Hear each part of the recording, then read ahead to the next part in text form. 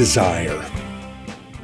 On a certain level, desire can be helpful for people because wanting to improve can be really helpful, because sometimes you find yourself in a situation and having the vision and the understanding that things could get better is a good thing. But in the midst of the Ten Commandments, it says, "You shall not covet." And to covet is to desire something that somebody else has. And on a certain level, when we are in a situation where we believe that other people have things that we want, is this a motivation for us to seek to better our lives, seek to grow, and seek to improve? Or is this the beginning of a desire to take from someone else what they have because we don't think that God has taken care of us? I can't look into your life. I'm not looking over your shoulder. I'm not involved. I can't personally coach many of the people who will see this video. But the truth of the matter is that in the prayer that Yeshua taught his disciples, it says, "Give us this day our daily bread." And there is a recognition and an understanding that for us to pray to have what it is that we need in order to move forward is a basic and is a good thing. And that as we come before God and seek the provision that he gives us, this is fair. This is good. This is excellent. But if we look around at other people and go, these other people have what I don't have, that can be the birth and the start of our wanting what is not our portion. And over a period of time, it can consume people.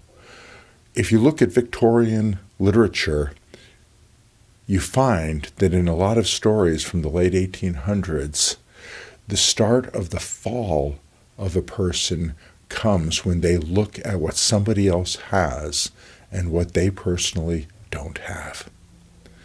And over a period of time, with some of the excellent writers from the 19th century, you see how a light interest in having something better than what they currently have turns into a point of focus where they entirely forget what they do have, what their provision and what their portion is, and what blessing is already in their lives, and they only become fixated and focused on this one thing that they don't have.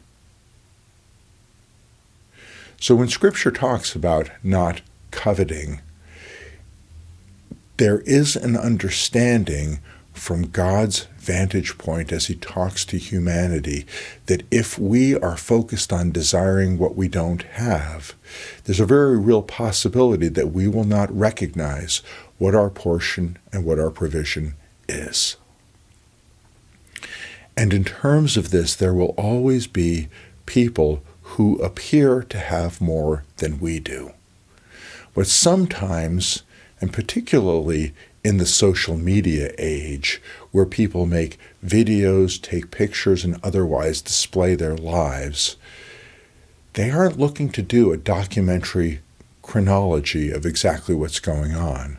They're trying to pick the very highest and the very best events.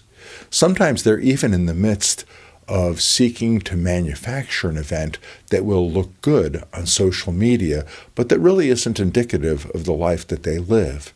And as others go through and see these events, whether it seems to be a very fancy restaurant, whether it seems to be a very over-the-top vacation, whether it just seems to be event after event after event that are just so magnificent, so wonderful, and so amazing that everything looks like it's an ongoing photo shoot. Most of us don't live those lives. But the concern is that if you are given over to desiring what other people having, or if you give yourself over to coveting or wanting what other people have, there's the very real possibility that you will miss out on the provision that God has made for you already. And even though God has given you a good provision, it doesn't mean that God isn't giving you the ability to continue to grow, continue to develop, continue to transform, and continue to change. Instead, what you have at this point in time is you have things that are going on for the purpose and for the portion so that you'll be able to live the life that God has given you. You'll be able to rejoice in the life that God has given you. You'll be able to have amazing and wonderful things happen and take place.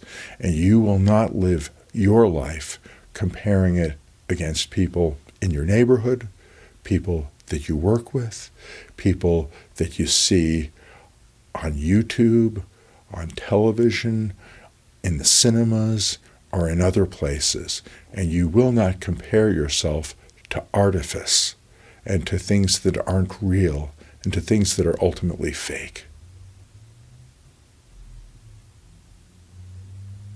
Understand that God has given provision. God takes care of us. And when we have need for that which is daily necessary for us to do what God has given for us to do, we need to be awake. We need to be aware. We need to do what is necessary to be a blessing in this present age.